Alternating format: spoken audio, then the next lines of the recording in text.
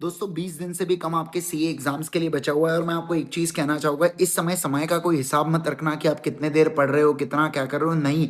बस आपको जब समय मिल रहा है, जितने एफर्ट्स आप दे सकते हो उतने दे देना बच्चों, क्योंकि बाद में नहीं तो ऐसा ना हो जाए कि अपने को लगे यार काश मैं थोड़ा सा एक और रिविजन कर लिया होता, काश मैं एक बार उस टॉपिक को पढ़ लिया होता ना तो बढ़िया हो जाता। आपको फील हो रहा है ये टॉपिक पढ़ना चाहिए, पढ़ डालो भाई। अपने गट फीलिंग को एक बात ध्यान रखना, जो भी आपको अंदर से लग रहा है उसके ऊपर ट्रस्ट करो और सीधा आगे बढ़ जाओ, ठीक है ना।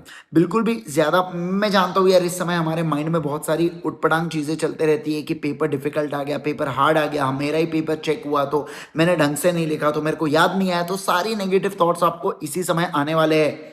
बट प्लीज उस थॉट्स को कंट्रोल करना और थॉट को अपने दिमाग पर ओवर पावर मत हो जाने देना, नहीं तो क्या हो जाएगा, आपकी पढ़ाई डिस्टर्ब होते चलेगी और वो आप बिल्कुल भी अफोर्ड नहीं कर सकते।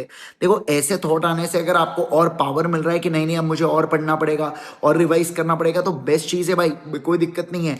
लेकिन उस थॉट को इतना भी बड़ा मत बनने देना कि आपको ही दिक्कत अल्टीमेटली आ रही है, आपको ही समझ में नहीं आ रहा है कि अरे यार मैं तो, मतलब कभी कभार ऐसा होता है ना यार कि इतना ज़्यादा अपन ने सोच लिया कि उसके बाद फिर पढ़ाई नहीं हो रही है। ऐसी बिल्कुल भी चीज़ें मत करना दोस्तों, क्योंकि सिर्फ 20 दिन बचे हुए हैं। आपको लगता है क्वेश्चंस करने चाहिए, बिंदास करो। आपको लगता है कॉन्सेप्ट को पढ़ना चाहिए, बिंदास करो।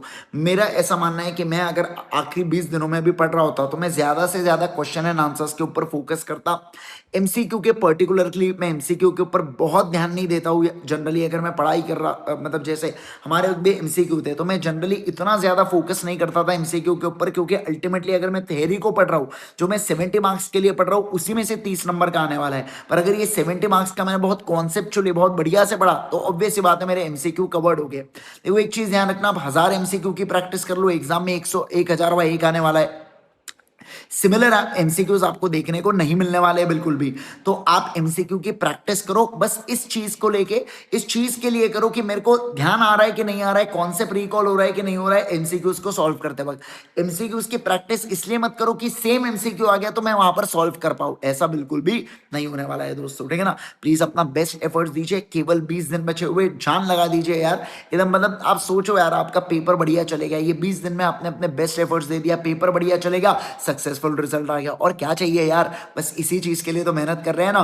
तो बेस्ट एफर्ट्स दीजिए अपने 20 डेज के अंदर। मत हिसाब रखिए यार मेरी तो 5 ही घंटे 6 ही घंटे नींद हो रही है, भाई बिंदास पढ़ते जाओ, सिर्फ पढ़ने का और बार बार चीजों को रिवाइज करते रहो। जितना ज्यादा रिविजन करोगे उतना एग्जाम में याद आएगा, इस बात को ध्यान रखना, ठीक है ना। बाकी अगर आप चैनल के ऊपर नए तो जरूर से सब्सक्राइब कर दीजिए। मिलता हूं मैं आपके साथ अगले वीडियो में।